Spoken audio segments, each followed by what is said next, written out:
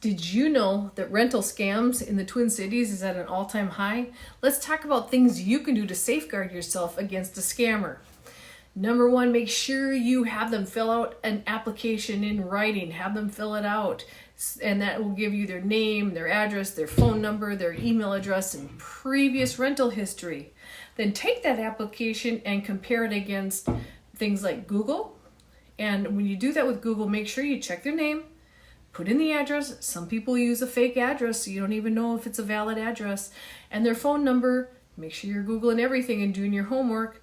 Next, take a quick peek on Facebook, Instagram, LinkedIn, those kind of things, and see if you see the person that you met with doesn't match up with their Facebook account. Maybe you see that they lived on Facebook. It looks like they just came from Florida, and on their application, it looks like they clearly just came from North Dakota. You never know. You gotta check. Do not rest on your laurels when you are talking about putting somebody in your home. These homes cost so much money, and it costs so much money to get someone evicted, and the damage they can do to a property in a short time is astronomical. So you really got to do your homework. Get the application, check it on social media, check it on Google. Next, get a copy of their driver's license. Again, check the name, check the address, check the picture. Is everything matching up? Next, a really good resource to get a background check is cozy.co. It's free for you as a landlord. And what you do is you go to cozy, COZY.co. You put in their name, their email address, the link gets sent to them, and they pay the $29 application fee, and all the answers come back to you. Isn't that slick? And again, it's a free resource for landlords, so why wouldn't you want to use that? Next, go ahead and call their employer. Hey, is Susie still employed here? Yes or no? Number one, you'll see, did they lie on the application? Is that what they said they were? Maybe they've got a job at a higher position. You might want to call, let's say, Medtronics and see if they're working there.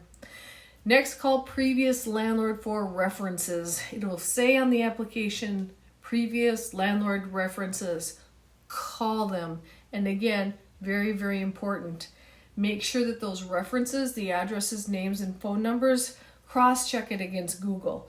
You would be shocked at how many times I've received a rental application and none of those addresses even existed. I can remember one situation where a landlord, ironically, was the same person she was dating. And he didn't own any property. So there's just a lot of, they think that they can get by with it, but if you do your homework, you're not going to get stuck in a very expensive, timely disaster. Next, you can check the license plate on the car that they put down. Is it really their car, or is it somebody else's car? Why would somebody come in a different car? Because again, they want to give you that image.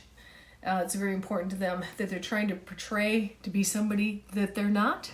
So for a license plate checkup, make sure that the car matches up. You can go to vincheckinfo.com. So social media is your friend. Google and Facebook is really your friend. I found out so many mistruths about people by going to Facebook and Googling them also. Make sure their driver's license checks against the information that they're giving you. Go to cozy.co for your background check on the renter. Make a few phone calls. Make sure everything's adding up. What do you say to a previous landlord? Would you rent to them again? Yes or no? That's all you need to know. And then do a license plate check through vincheckinfo.com. I hope this information is helpful. If you have any questions at all, please feel free to give me a call.